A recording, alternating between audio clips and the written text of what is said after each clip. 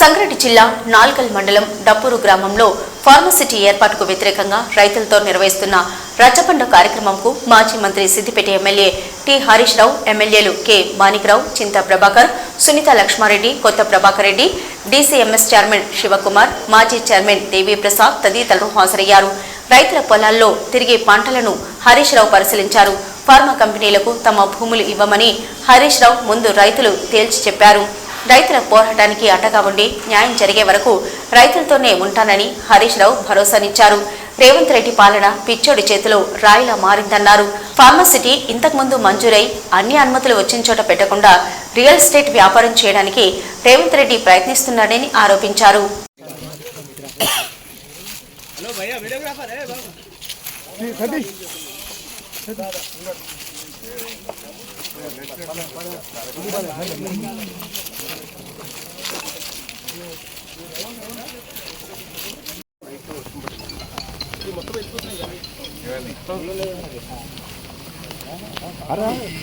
దాంట్లోనే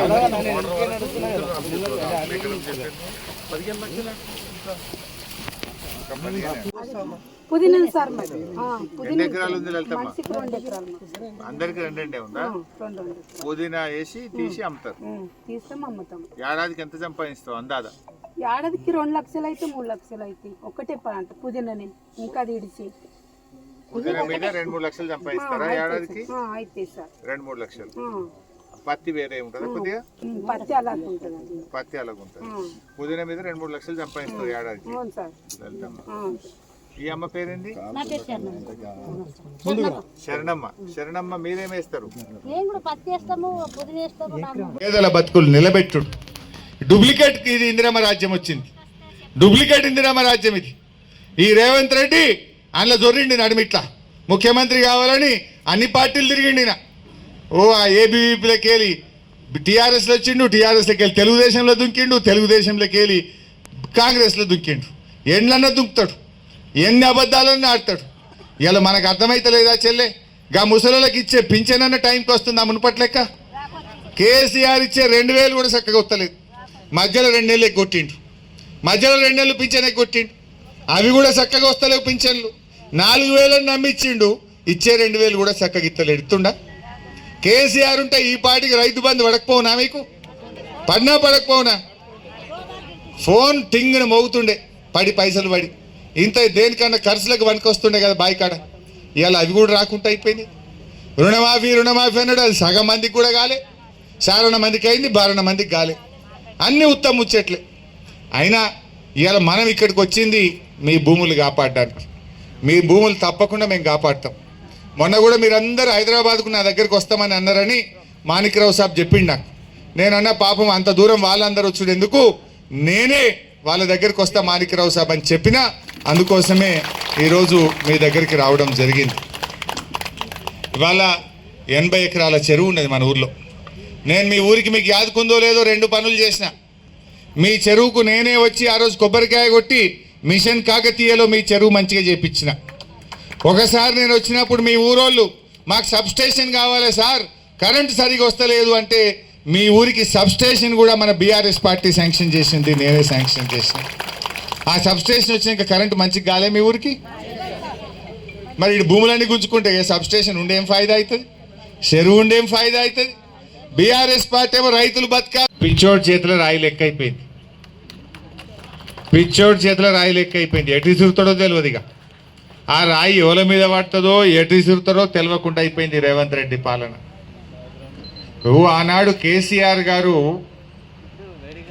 హైదరాబాద్కు దగ్గరగా కాలుష్యం లేకుండా 0 ఎఫ్లుయెన్స్తో అక్కడ ఫార్మాసిటీ పెట్టడానికి 15,000 ఎకరాల జాగా తయారు చేసి పెట్టిండు. ఆడ పెట్టబోయే ఫార్మాసిటీ దానికి అన్ని అనుమతులు వచ్చినాయి. ఎన్విరాన్మెంట్ క్లియరెన్స్ ఢిల్లీకి వెళ్ళి వచ్చింది, అటవీ అనుమతులు వచ్చినాయి, దానికి భూసేకరణ అయిపోయింది, రోడ్లు వేసిండ్రు, మొత్తం తయారున్నది. వంట వండి పెట్టిండ్రు, వడ్డిచ్చుడే ఉన్నదాడ. కానీ రేవంత్ రెడ్డి గారు ఏం చేస్తుండంటే ఇప్పుడు అక్కడ రియల్ ఎస్టేట్ బేరం చేస్తారట, బ్రోకర్ అవుతారట, రియల్ ఎస్టేట్ బ్రోకర్ అవుతాడట రేవంత్ రెడ్డి. ఈయన రియల్ ఎస్టేట్ బేరం చేస్తాడట, ప్లాట్లు అమ్ముతాడట. ముఖ్యమంత్రి బేరం చేస్తాడా, ప్రజల్ని చూసుకుంటాడా? నువ్వేమైనా రియల్ ఎస్టేట్ బ్రోకర్వా, ఈ రాష్ట్రానికి ముఖ్యమంత్రివా నువ్వు? అక్కడ ఏమంటాడు, ఫోర్త్ సిటీ కట్టారట, ఫోర్త్ సిటీ అని ఊదర కొడుతుండు. మొన్న హైకోర్టు అడిగింది, ఏమయ్యా ఫార్మాసిటీ ఉన్నట్టా లేనట్టా అని హైకోర్టు అడిగింది. ఆడ మళ్ళీ ఏమైనా కింది మీద అవుతుందేమో అని ఉన్నట్టే అని హైకోర్టు కాగితం రాసిచ్చిండు. కానీ ఎన్ని ఎకరాల్లో ఉన్నట్టో చెప్తలేడు.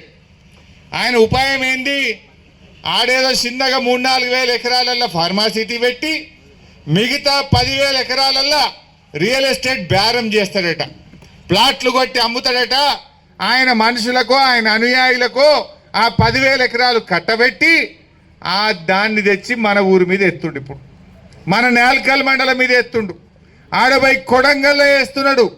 నేను అంటున్నా, ఎందుకు ఈ రైతుల ఉసురు పోసుకుంటున్నావు? నేను ఇప్పుడే పొలాలకు పోయి చూసి వచ్చిన. ఆ లక్ష్మిది ఇంకెవరిదో కొంతమంది పొలాలు చూసిన, శరణమ్మది, లక్ష్మిది, లలిత